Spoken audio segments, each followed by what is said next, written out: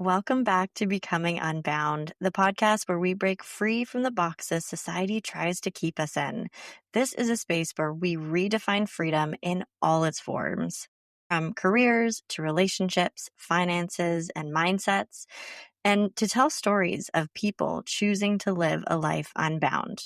So today's guest is on a mission to help you build wealth that matches your ambition. Tye Aarons helps six-figure fitness professionals master their cash like they've mastered their bodies so they can finally live like the elite clients they train. He's the founder of the MITM Club and has hosted over 150 podcast episodes and created transformational financial empowerment programs that are changing the lives from gyms to classrooms. Tye is leading a movement to make wealth mastery as empowering and accessible as physical mastery. And y'all, he understands the assignment. So, Tye, let's dive in. Hey, what's up? I'm so happy to have you on the podcast. It's been a while. We've been trying and we're finally here, so this is great. Yeah, life's been a whirlwind, in a great way. And so I'm glad that I am here to share time with you now. Yeah, it's really cool to watch you you've been going through your growth process and watching you sort of oh gosh, how long have we known each other? I'm like, are we in 4 years? Has it been 4 years now? I feel And like yeah, it's been about 4.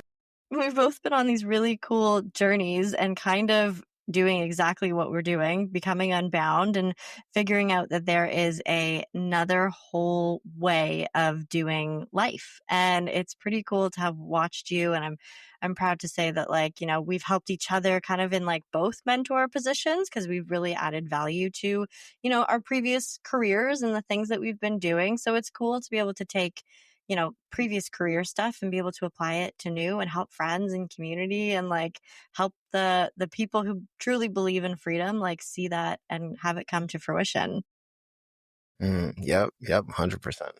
So I wanted to start today. Maybe we can just tell the listeners a little bit about how we know each other and you can tell them a little bit more about yourself first. Oh, so I think, I know we met at a music event through a mutual friend. And, I know the whole idea around even enjoying that event is to be more free, right? To be more authentically you. I don't know if I was bartending. I know sometimes I was bartending over there and, I'm always doing a million and one different things to just lean into my different passions. But I know that was the inception. After a couple conversations, couple hangouts, we really clicked. And, the rest is history. Really, really helping each other excel, helping each other grow and develop. I'm always gonna keep you on my corner, no matter what. Yeah, it's pretty cool that exactly, and that's the great thing about community is that we had exactly what each other needed. I had the background in teaching.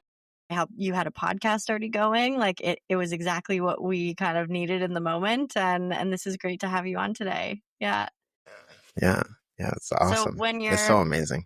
Yeah. When you're not podcasting and you're not here, what are you doing?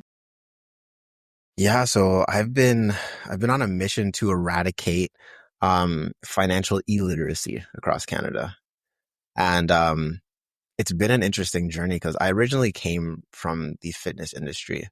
My whole life, I'm I want to be a personal trainer because fitness instructors and trainers, when you have that one-on-one with someone, you really have a holistic impact on their lives, right? So much so that I went to college for it. I continued studying, and I opened up a gym. Unfortunately, I opened up my gym, October 2019, which is the greatest time right before lockdowns. And, I was so excited because my first month, I made 10K in my first month, very first month.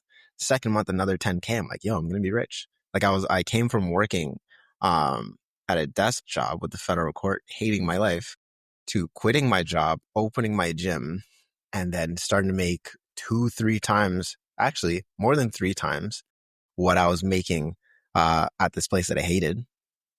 And we just expanded our cannabis yoga classes, got a bunch of people signed up. Like, it was going to be super amazing. And the first week that the course is supposed to launch, lockdowns. I had to make a pivot.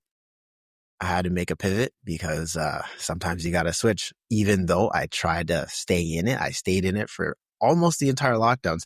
I closed the gym 2 months before lockdowns lifted. Can you believe that? Wow. 2 months. And I'm like, because I was at a point, I'm like, I'm bleeding money. Like, this doesn't make sense. We're too new for the government to care about giving us anything. Where like, there's not really much that I can do here. And it's just draining my money at this point. But the thing is, during lockdowns, a lot of people started asking me about financial help. You see, I've been investing since I was 16 years old, right? I've been in the market since I was 16. I know what to do with my money. I've been paying myself first, which is something that I always teach everyone: pay yourself first, because that's your pathway to freedom, right? Your emergency fund becomes your freedom fund, becomes your FU money to live life on your terms. So, been investing. So I was pretty blessed. My lifestyle didn't change too much. And I started teaching other people. I taught 5 friends. They paid me $50 each to sit down in a 1 hour session and taught about finance. It was just 12 slides at the time. And now, let's say going into 4 years later, it's a full on course. So to answer the question, like, what do I do now? Um, we have in-person courses that we teach in community. We teach privately. We teach in the schools. We have online courses like the Money Mastery Dash. That's more so digital. We have the 90-day Lead Your Finances Challenge, because so many fitness people are leaders in their spaces, leaders in the community. And because I came from the fitness industry, we shifted things to focus on trainers. I know what it's like to have fluctuating income. Hey, you make 10,000 one month, you make nothing the next month. You still got to know how to budget properly and make your money work harder than you do. So we shifted to actually helping trainers and focusing on trainers because they are a certain type of pillar in the community. Because as trainers know more about money, they may talk to their clients about money. They start to help their clients in whatever industry their clients are in. That starts to trickle down and affect more and more people, right? That's what I experienced being a trainer. Like, I would talk to so much of my clients about just money. So my day to day now, between running podcasts, YouTube channels, we run a weekly webinar every single Monday where we dive deep into different topics. Yesterday, actually, we just had another one of our webinars, and we were talking about how to set financial boundaries, because so many people don't have boundaries when it comes to their money. And the biggest boundary, it starts with you. What is your boundary when it comes to your own money? Instead of saying just this once, it's never just this once. So daily, we're looking for more ways to help empower people, make their money work harder than they do, and keep it flowing. That's incredible. And I think that is something that so many people, that's probably one of the biggest factors that holds them back, right? Whether it's, you're making great money and you don't want to leave that for a passion or something, or you don't know what to do with it. Maybe you just have this money and you've just sort of closed your eyes to it. And so much of that usually is the thing that's like keeping us stuck, and it's all about mindset. So I find that super interesting, and I love that you're in the schools empowering the kiddos and like really bringing in another level of financial literacy that's on top of even what the schools can provide. Like, I think something so specialized like that from someone like you is just, it's so empowering for kids to leave school and be like, oh, I got this. Like, I have some idea of what to do, versus us as adults. I mean, maybe not you, but definitely me as an adult. I remember like a 30-year-old being like, I think I should invest some, like, I had no idea. Like, I had absolutely Mm, no idea. My, taxes were always done by someone. And then, yeah, it's a wild place to not have that kind of information and be armed with that. So it's really cool that hmm you're doing that. Yeah, it's so interesting that even like well, first I'll say, like, so many people have money and don't know what to do with it. It's like, and they're, and people are embarrassed about that. They have money, they don't know what to do with it, but they feel like they should know, but no one told them how to do the thing. But then they don't want to talk about it because they're embarrassed because they should know, right? It's a cyclical thing. I had a client, she had like over $200,000. no idea what to do with it. It's sitting in a bank account, just losing money to interest, to inflation. And I'm like, if you just moved it from this place to this place, this is how much money you would make without doing anything. This is how we make our money work harder than we do, right? The young folks that we're talking to, because we started with grade 12 students because they're jumping off into the world. But the goal is start with grade 12, work our way down to kind of catch everyone before they're gone, right? We're also connected to the colleges and a couple universities now, but they're already in the world. We can't prevent things at that point, right? But preventing, even showing students, well, you chose this career path. How much money is that going to make? If you were to work 40 years, what's your earning potential for your whole career? And that's not thinking about ups and downs and lefts and rights and things that'll happen. And what happens if you follow the golden millionaires in the making rule of pay yourself first 10% and you let that money compound what the market's doing? Like, these are things we're actually showing students so they can find their freedom number. There we are. To actually find their freedom number so they know, like, oh, I want to live this way. This is how much money I need to live this way. My career is looking like this. So I have to save 50% of my income. And maybe I got to live this way for 5 years. And oh, I got to pay off these loans.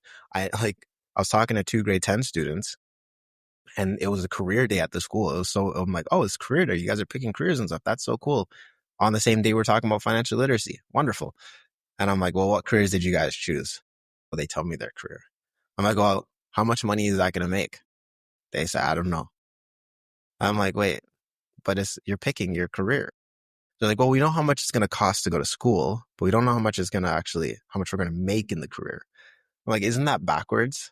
You're just focusing on spending the money and not earning the money. And like, how long would it take you to pay off the monies that you borrowed using that same career going into? Like, what percentage of how much of a need is there for that specific career? Are you going to actually be able to get a job and get a good paying job in that career? Like, all these things that as much as these schools are preparing students, there's a huge gap. So we're not trying to go in and, say they're doing a bad job. We just want to help enhance what they're already doing really well and fill in some of the voids, take some stress off the teachers, take some stress off the principal's shoulders, take some stress off the parents' shoulders, right? Encourage conversations. And the more we do that, the more we can empower more and more folks. Like, we're actually encouraging students to talk with their parents about what they did financially wrong when they were younger. So at the end of each session, we have a reflection sheet they can take home and have discussions with their parents and start to say, oh, Dad, what's one thing you wish you knew about credit when you were my age? Right? Oh, older brother, like, what's one thing you wish you knew about investing when you were my age? And they're taking these little tidbits and it's starting to build a bigger picture for them to say, this is how I can avoid this. This is how maybe I can do more of this, do less of that, right? But that's my long-winded. I love it. I love it. And I think it's like you're just walking around handing out sets of keys to financial freedom to people. And that Yeah. is, nobody gives you that unless Mhm. maybe you do take a course or something like that. So it's really beautiful that you're able to reach all of those generations, and you're linking the generations too, right? Because like our parents did the best, and there's probably stuff that they wish they could have done better. And I think that's so valuable and that's such a cool piece of little homework to do. I feel like I'm gonna Yeah. go do that and ask my parents what they wish they had done Yeah. differently. I'll send you some worksheets after. I miss homework. Yeah. Yeah. Hey friends, quick little interruption because I wanted to ask, have you been thinking about starting a podcast but feel totally overwhelmed? Or maybe you already have one, but the editing, scheduling, and posting is a full-time job on its own? I get it. I was a teacher once, juggling everything and craving more freedom. Now I help people around the world launch and manage their podcasts without the stress. So, whether you're dreaming of finally hitting record or you're ready to grow your show into something that actually works for your business, I've got you. Editing, covered. Marketing, yep. Growth strategy, Absolutely. It's a done for you solution that's as cozy as your favorite hoodie and as powerful as your story deserves. Head to carlybutlermedia.com to book a call with me today. Let's see if this is a fit and let's make podcasting feel easy again. Okay, now back to this magical conversation. So, Ty, I'm curious. I know you had mentioned that you were in a job, a 9 to 5 Mhm. kind of job. Mhm. Was that the moment where you were like, "Oh, I gotta get out of here"? Like, what was the moment where you were like, "I'm feeling stuck, I'm feeling shackled, I'm feeling bound, and this is not right"? Well, I can tell you that it started when I was 14. Okay. Yeah, it started a long time ago because um, I know some people like Trump, some people hate Trump. I don't really care. Like, there's certain things that he shared that was valuable. So my mom and I used to watch The Apprentice religiously, right? Religiously. And she wanted to do the Trump University for real estate. I always watched my mom do different entrepreneurial things. And what she was doing graphic design at one point, fixing computer. She's always testing out different things, trying different things for her, right? So I always saw that you could make money in different ways. Now, I like to say this is my Fresh Prince moment. I was being a bad kid. I was like 13 turning 14. Very bad kid. So my mom sent me out to live with my uncle out in BC, right? Now I'm out in BC in the Okanagan Valley, right? Working on farms and earning my keep.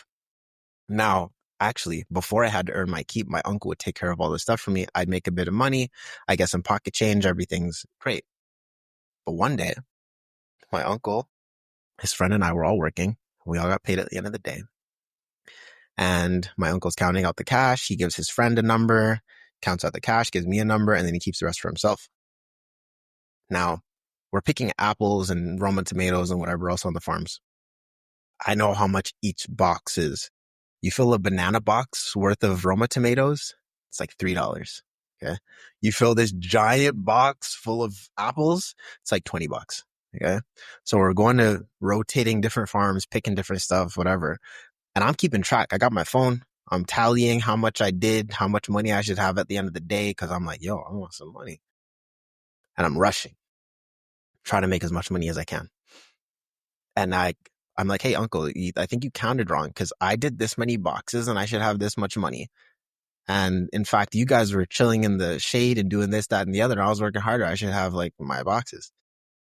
And I'm like, even at the very least, because I know I worked more than you guys today, at the very least, if it's not like I should get my amount, we should just split it 3 ways evenly. I think that's fair. Kind of, My uncle's like, are you sure you want to do that? I'm like, yeah, why not? My uncle goes to his friend. He's like, do you want us to split it 3 ways? He's like, no, you keep your portion, whatever. I'm happy with what I have. Uncle comes back to me. You sure you want me to split it 3 ways? I'll give you a third. That's fine. I'm like, yes, that's fair because it's actually less than what I worked for. And he's like, all right, counts out some cash, hands it to me. And he's like, congratulations. You just killed your golden goose. I'm like, what does that mean? It's like, well, all the gas that I've been paying for, your house that you've been living in. Hey, your plane ticket to get back to Toronto, all the things that I was covering for you, you get to take care of it now. Good luck. And food, everything. Good luck. And I'm like, oh, huh. So I had to start, actually, I got all my money, which is great. I had to start budgeting. I had to start planning. I had to start getting more resourceful. And during this whole summer, now that I have to survive, right, off of peanut butter and I might buy a rotisserie chicken or whatever, I'm being strategic. I made my own money and I started to find my own freedom. So when I came back to Canada, came back to Toronto and I'm going to school, I'm like, I already know how to make money. And I started hustling, started selling little things here and there at school. I started making t-shirts, selling shirts in the schools. I started hilariously making bongs out of, out of everyone's favorite alcohol, even though we shouldn't have been drinking, but found a way to make bongs out of alcohol. I'm selling whatever I got to sell. I'm making money. I started doing odd jobs in the neighborhood. Right? I was making over $400 a day doing my odd jobs in the neighborhood because there was a void. There's so many old people that need help that don't have help. And the young person, like, hey, I'm young. I got my cute factor. You guys always tip me well. Go to 3 houses, make a couple $100 for the day just for helping you out around the house. It's like helping my grandmother. This is great. So I started finding financial freedom very early on. I got tricked because my family was like, you need a regular job. I got tricked into getting into regular jobs, and I got a job at a burger shop, barely making 400 a week and hating my life. And then I got the job at the Federal Court of Canada, hating my life. But while I was there, I always was like, but I know how to make more money than this. So before I went to work in the mornings, I would do something like, I don't know, Uber Eats or drive people around, doing Lyft. I'd go to work, and then at night I'd go to the gym and work in the gym. And the plan always was, I'm going to open up my own gym because I know I want to help people as a coach. And once I can help people as a coach and I build up my gym to a certain point, I'll be free to live life on my terms, like I was doing before, right? In fact, I only spent 1 year in high school, and then I was homeschooled. I had all the freedom in the world. I was the youngest person ever accepted into the Shouters Youth Entrepreneurship Program. They didn't allow anyone under 19 in. And at 15, I got myself in. I convinced them to let me in. I was making $3,000 a month to build my business as a teenager. Once you have, as a teenager, $3,000 a month coming in, and you go and do something for 4 hours in the morning to build your company, which at the time was Books by Kids for Kids. It's the first company I tried to launch because they took literacy out of the school system. And I'm like, that's not okay. All these poor neighborhoods are going to get messed up. I'm like, Books by Kids for Kids, increased literacy, increased reading. I spend 4 hours in the morning working, and I spend the rest of the day like looking at clouds and thinking up ideas of what I'm going to do to build the business. Like this has been a forever thing, and I've never been comfortable with the rat race. I've never been comfortable with regular jobs. From that time in BC was when I saw freedom, and till now, it's like it's always been chasing the ability to live life on my terms and how I want to, and not succumb to what everyone else is doing. That's Right? wild. That's so young. Yeah. It's been a long journey. And for the most part, it's like I wake up when I want, I eat what I want, I sleep where I want, I do what I want. And I figured out for pretty much all of my life ways to be like, yeah, well, I don't have to work if I don't want to. Like I could just chill, but we're millionaires in the making over here, and I'm trying to hit that $1 million mark. So I got work to do, but it's self-imposed, you know? Yeah, the thing that really stuck with me was what you were saying was that you were making so much money and then your family told you to get a real job and you were tricked. And I just think that's everyone just gets tricked to think that whatever they were doing or whatever passion, whether it's like a passion project or you're making money as a mini entrepreneur, like it's never good enough, and we're sort of told that you have to go get a quote unquote real job. And I think it's so interesting, and I think it resonates with me and I guess so many of our listeners, because that is what we're always told. And then why does it feel like a trick in the end? Like why does that feel like we did what we were told and then the math isn't mathing? It's not. It's not. In fact, I would say the second moment that really switched in my mind for me was when I was at the federal court doing the thing I'm supposed to do. There's one gentleman named Jim. Okay. Now, Jim is very old. Jim seems like he doesn't have any life left in him. I hope he's still alive and enjoying life and whatever. But at that time, it seemed like 7 years ago, I'm like, Jim, you look like you're about to die right here in the lunchroom. Jim would always come to me and share like stories like, Tyler, you remind me of my son, Tyler.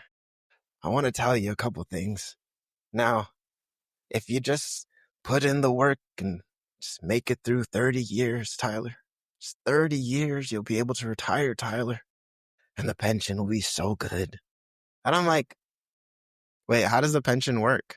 And he's like, I'm not too sure. Like, wait, what? You don't know how the pension works? So I started asking people in the office, how does the pension work? Like, well, it's 50% of your highest earning year. Okay. I'm making like $50,000 a year right now, and I hate my life because it's not enough money. Half of that when I'm old and inflation? Are you insane? What? And I got to wait 30 years for that? Hell no. Like Jim was my inspiration to quit that job. I'm like, Jim, thank you so much. You snapped me out of the trance that I was in, and I will never go back. Right. Yeah, And that's even the thing of people saying like, oh no, you have to get a regular job. Like to this day, anytime I'm have any difficulty in business, my dad's like, son, come work at the airport. Like, hell no. Like, No, I'd rather struggle and be free than have to go clock in, clock out and do it. Nah, it's okay. I'll figure it out. Money will come. I'm on my path. And if I go do that, we'll be distracted. Yeah, I love that point of seeing someone who had done the thing that you were supposed to be doing, right? To get the pension. And I resonate with that so much because I saw all these teachers and I'm like, and they're like, yeah, no, you just got to hold on. You're going to do this for, 50 years and it's going to be great. And the pension, oh my gosh, they kept talking about this thing as like, as a retired teacher, you're going to have the best life. And I'm like, you look semi miserable. It doesn't look like you have the highest quality of life or health. It looks like this job has sucked your soul out of you. And then that soul sucked being that you are at the age of 65, then you're going to go like relax and you do, I don't know what. Like, it seems like Yeah. such a scam. Yeah, it is. It is. I think it's a huge scam. That's why I'm like, no, I'm going to ride my electric unicycles and enjoy my life right now and like play games if I want to and build things. And I'd rather build and fail and say I tried the thing. I learned some new skills. Like I think I'm on business number 9 with Millionaires in the Making. So many things have failed, but I've learned so much along the way where it's like, oh, like, no, they were all just lessons and lessons, right? Like the fitness app was so great. The fitness app it still is the best. At one point, it was like pulling in like 4K a month from a program that I wrote once over like a week and a half over a summer.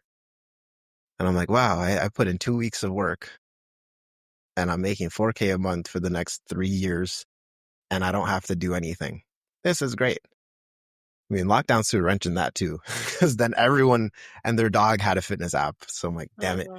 it's harder to charge, $800 a month for a fitness app. But yeah, nah, I can't go back to where everyone else is like, hey, just because everyone else is doing it. And it goes to that thing where they're like, if all your friends are jumping off a bridge, would you do it? No. But why is it when it comes to like work, when it comes to careers, it's like, well, everyone else is doing the thing. It's like, does that not still apply now? Like, did we all forget about the jumping off the bridge thing? Mhm. Yeah, that was a Y'all's big trying to one. push me off. Hmm. So, But talk to us about some of those challenges. Talk to us about some of those times that businesses failed or didn't work out. How did that feel and how did that inform you now and your journey towards all of this? yeah, well, I'd say like for example, when I was launching books by kids for kids, I didn't understand that I was building a tech company because it was all digital.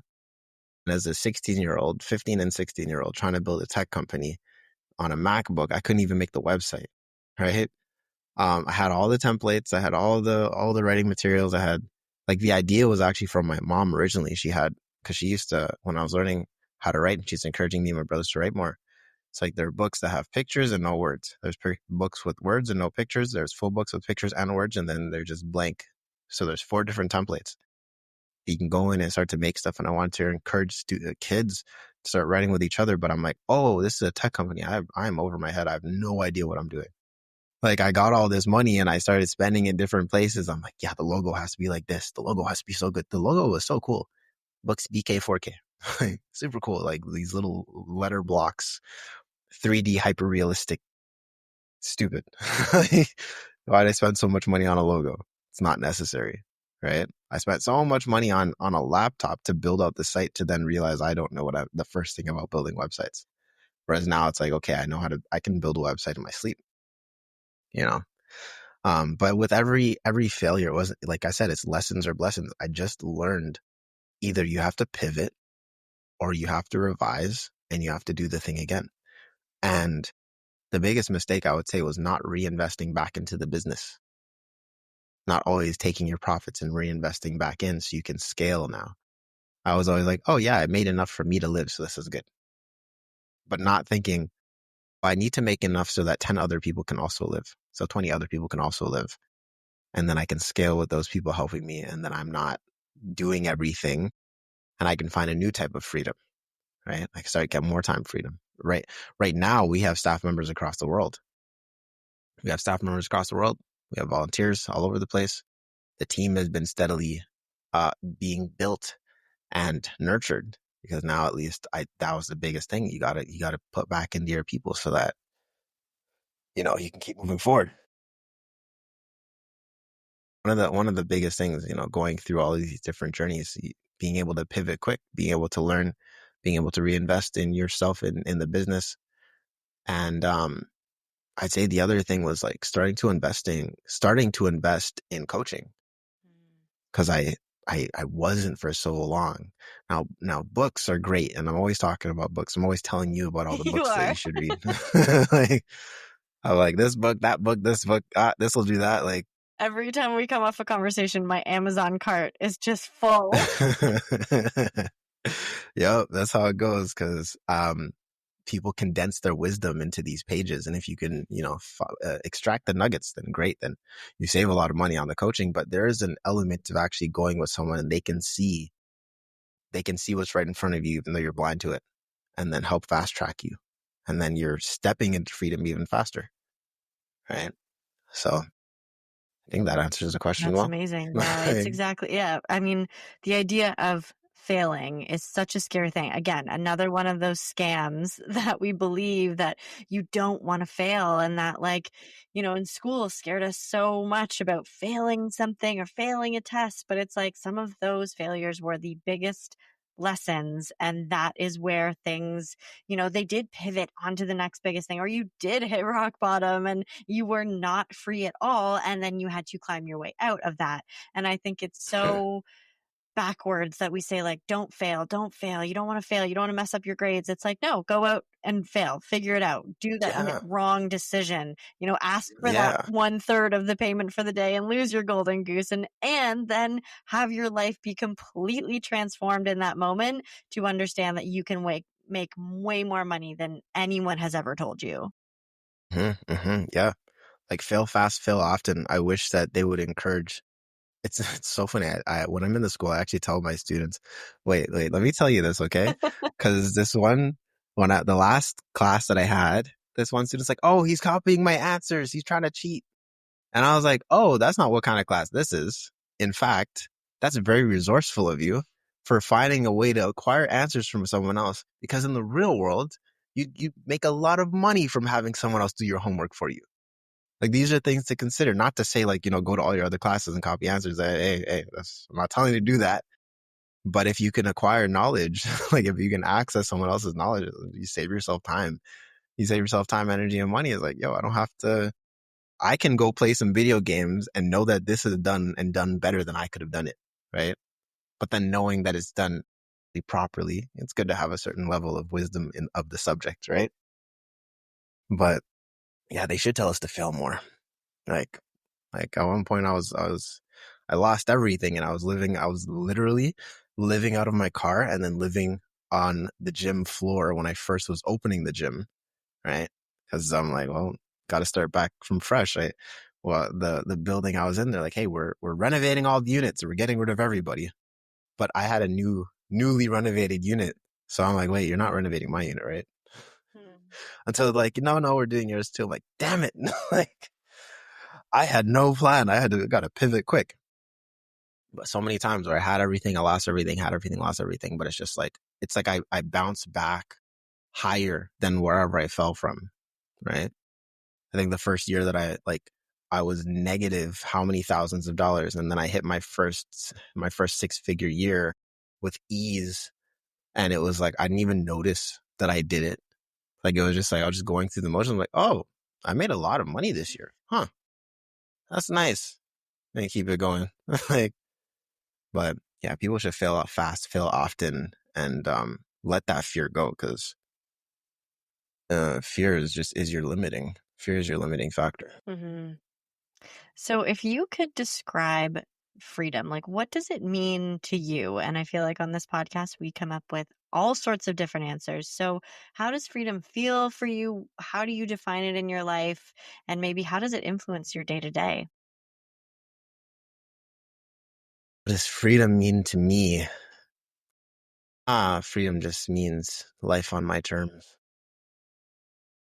Yeah, it's like I eat what I want, I sleep where I want, like I travel when I want. if I want. I know right now I don't want to. Like I just want to build a business. That's all I care about. Freedom is just, yeah, it's life on my terms, in every way possible. Like I want freedom in my body. Actually, I'd say I want freedom in all six of my pillars. MITM Club is built on six pillars. So I want freedom within myself, my corporeal form, in my thinking. I want to be able to explore my different thoughts and say, oh, that I like that thought, I want it, or I don't like that thought, and go away. Right? I want freedom in my physical body, be able to move and play and jump and roll and crawl and all sorts of things. Freedom in my finance to take care of myself and loved ones. Right? Freedom in my education, so I can constantly learn, acquire new knowledge, new skills, get rid of things that don't serve me anymore. Right? Freedom within my family and my friends to be able to make the connections and meaningful connections and expand on them as I see fit, or dissolve some of them as they don't serve anymore. Right? The freedom to say, I want you in my life, and freedom to say, I don't want you in my life. I'm sorry. You can exit, scene left. And then freedom with how I have fun. Right? Really being able to lean into that fun factor, because we only have this one life. We only have this one experience as far as we know. Maybe there's more, who knows? But to be able to say, no, I actually want to have fun, right? This is why, like I mentioned, I ride electric unicycles. Thrilling. It's a perpetual trust fall. Like, right? I do all these different things to actually enjoy life the way that I want to, I see fit. So freedom is just life on your terms in every way possible. And I strongly believe there's two ways to go about it. Either you make as much money as possible, because money can be the ticket to living more free life. You know, you want to fly on a private jet just because you can? Great. You got the money to do it, do the thing. Right? Or the detachment from worldly things is another way to really live freely. It's like I don't really need to, like I like hitchhiking. Maybe I travel around the world just backpacking, hitchhiking. I don't know. Right? But just whatever your terms are, whatever makes sense for you, and exploring that freedom for you. Freedom in the six pillars. That's how I look at freedom. Yeah. Yeah, I love that. And I love, yeah, make as much money as possible or detach yourself from all of those things that maybe you thought you needed or society told you thought you needed, you know? And I think all you, that checklist, like I could get on board with that checklist. I think society's checklist, I checked all the boxes and I did the things and I'm like, oh, no, that's not what I want at all. And that's not what I signed up for. But a freedom checklist of like, am I living on my own terms? Am I free to move, free to spend, free to invest, free to say no? Like, I love that you said that multiple times, like free to say no and comfortable in saying no, because I am free to, let those things, whether it's like material things or friendships or jobs, like free to just be like, oh, that's not serving me. All right. Is it on my own terms? Like, it sounds like you're always checking in to see, like, is this on my own terms? And I think really finding your value set, right? Like that high, I'm going to sound like an old mom right now, but like high risk electric unicycle that would scare the crap out of me. Yeah. But, and maybe that wouldn't be suggested because that could be like a high risk situation. But if that feels freeing to you, you are free to do that. Like, how amazing. Yeah, exactly. That's I'll actually send you my book before it's out. I'm gonna send you an early copy. Sweet. But the 6 pillar goal setting book that we have, it goes along with the 6 pillar retreats, which is like the retreats that people come on, you start to develop yourself, you start to actually see what you want to make out of life. And it is geared towards coaches. So there's a lot of fitness elements in there. But the book, it goes through finding your why, finding your mission, finding your vision, right? Saying what you want to sacrifice, what you actually want to keep. It goes through every single one of the pillars and maps out everything. Yes, I know. Millionaires in the Making is talking about finance, but money starts in the mind, right? Money is not real. It doesn't exist. It all starts in the brain. And even beyond, before it comes into the brain and in the ether. So if we're able to actually pull these things together, you understand freedom on your terms and you attune yourself to that reality, right? So I'm gonna send you a copy before it gets published to the world. Brilliant. I love And then, it. yeah, yeah, Awesome. Awesome. Yeah, it's an interesting concept of freedom, and it can be such a physical thing because whether it is like, like freedom to actually move like where you want to go, freedom in your body, and then it's equally, if not more, in your mind of like freedom is a mindset. Like you can feel free anywhere. Like I've heard people, you can feel free when you're your most trapped. And I also think there's something to like seeing that awareness, being like, okay, you know what? I am stuck by expectations of myself or something, and be like, oh, let me just like open this box, this cage or whatever, and peek out and see what else is there. So that's really cool. And I think that you've hit on everything, like everything that we want to find freedom in. Like those six pillars are fantastic. thank you. I love it. I mean, it sounds like your younger self already got this piece of advice, but for someone who's maybe feeling stuck, maybe they have just started to understand that the job that they're in, the relationship that they're in, the mindset that they're in is no longer working for them, and they are feeling stuck or shackled. What's the first step that they could take to start to find awareness and then start to become a little more unbound? First step they can take to find awareness and then become unbound. I encourage people to write down their life story, right? Before it happens. So now you can write the story saying, if this was to continue the way it is right now, then this is what the character will probably experience. It's a vision casting exercise that I get a lot of clients, students that I want to do. Let's cast our vision 15 years into the future and work backwards to this present moment. So whatever's happening, whether it's work, whether it's relationships, whether it's whatever, 15 years from now, write down what would that character be experiencing if it was to continue as is. And then make a parallel timeline. In the ideal perfect world, what is this character experiencing? What did they experience personally? What is their mentality? What is their physicality? What is their career? What is their monetary? There's actually 7 different things you go into. It's building on the 6 pillars, right? And you write it as if it's an actual story. And we say 15 years, 10 years, 5 years, 3 years, 1 year, 12 weeks, 1 week. And if the action that you would take this week does not align with that 15-year character that has a potential to exist, then you know that there's a change that must happen. And so it becomes very easy to then make the decision. Remember, this when you decide, you cut off other opportunities. You're not saying, well, I made a choice. I kind of just said, maybe I will. No, you made the decision to cut off all other options to align yourself with that true vision that aligns with your mission, that aligns with your purpose, that aligns with your why. Why do you even want that? Why do you care? Right? And your why is your wind, because you may be feeling stuck. You may feel dead in the water, but you have that powerful why. It comes along. It's like, here's a little push. There you go. Right? So if they're feeling like they can't get to where they want to get to, you need to find your why, cast your vision, and then take action. I love it. Everyone has homework now. All the homework.